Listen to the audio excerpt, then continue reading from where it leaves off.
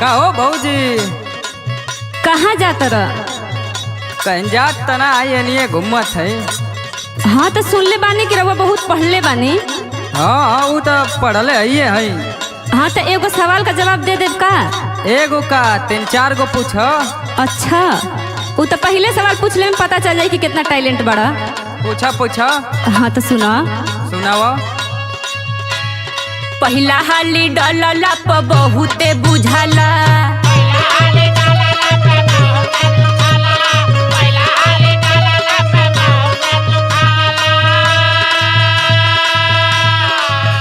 सुनत हवा ना? सुनत है हो भौजी। पहला हाली डलला प बहुते बुझाला, जब जाला त दुखाला, जब जाला त दुखाला।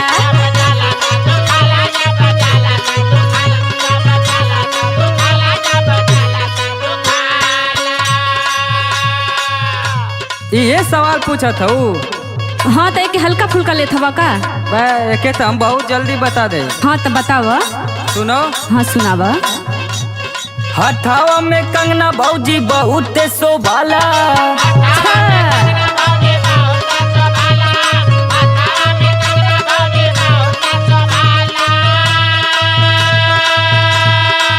सुनत हो ना? हाँ सुनत है, बोलो। सुनो। हथावा में कंगना भौजी बहुत शोभाला, जब जाला तो दुखाला, जब जाला तो दुखाला।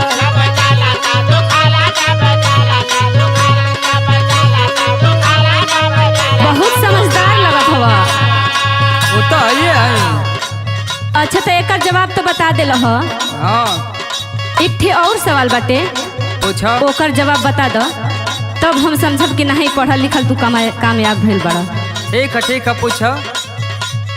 पियहवा हमार देवरू एक बेर लगैले।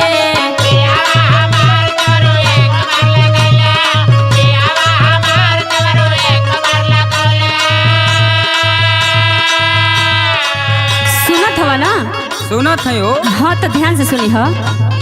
पियहवा हमार देवरू एक बेर लगैले, हम बार बार लगाई, हम बार बार लगाई।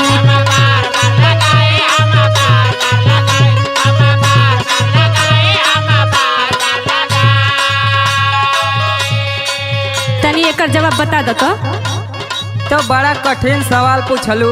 हाँ तो तब का? लेकिन लो सुनो। हाँ सुनाव। मंगिया में सेनुरा भैया एक बार लगैले।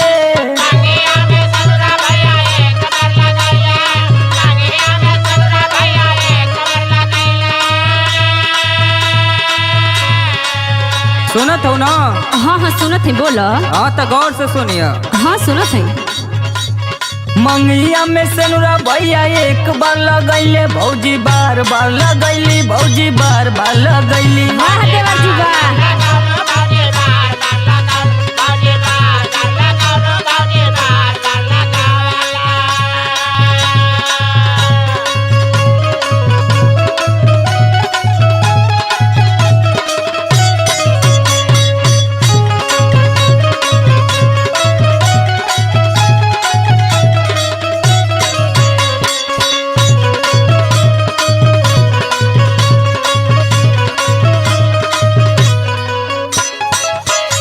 अच्छा देवर जी, कुल सवाल का जवाब तो बड़ा फटाफट बता देते हो।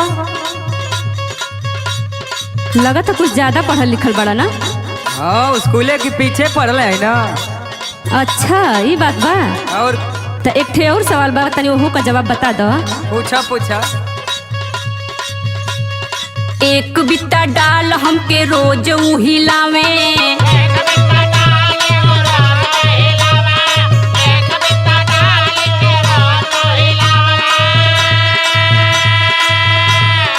एके बहुत ध्यान से सुनी हो।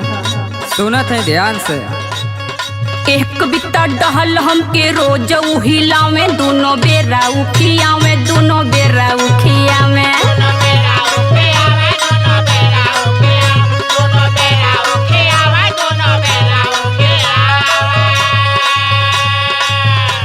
अब बतावा, दिमाग ठिकाने लग गई? ना हो, इतना जल्दी दिमाग ठिकाने ना लगे। हाँ तो बताव। लो सुनो। हाँ सुनाव। मुहावा में डाली टूटू पेस्ट हिलावे।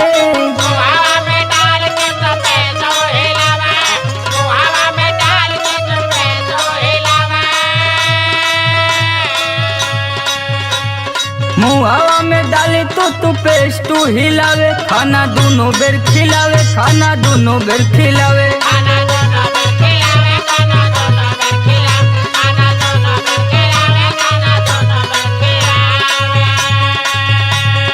हाँ तो देवर जी बहुत समझदार लगत हुआ।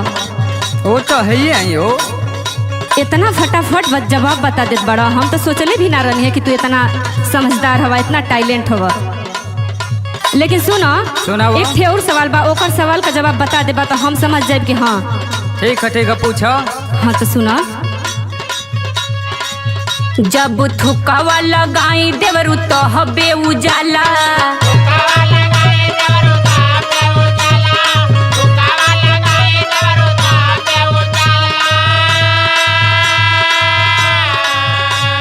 सुनत हवा ना?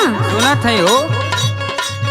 जब थुकवा लगाई देवरू तो हबे उजाला। ना लगाई तब ना जाला, ना लगाई तब ना जाला।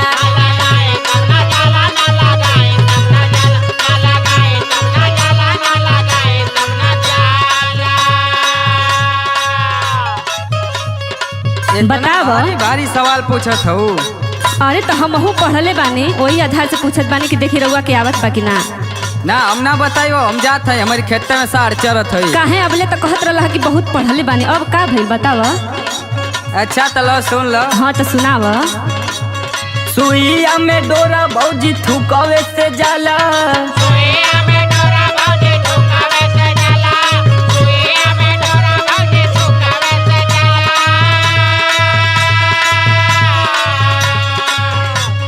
एकदम गौर से पारी सुन लो। हाँ हाँ सुनावा।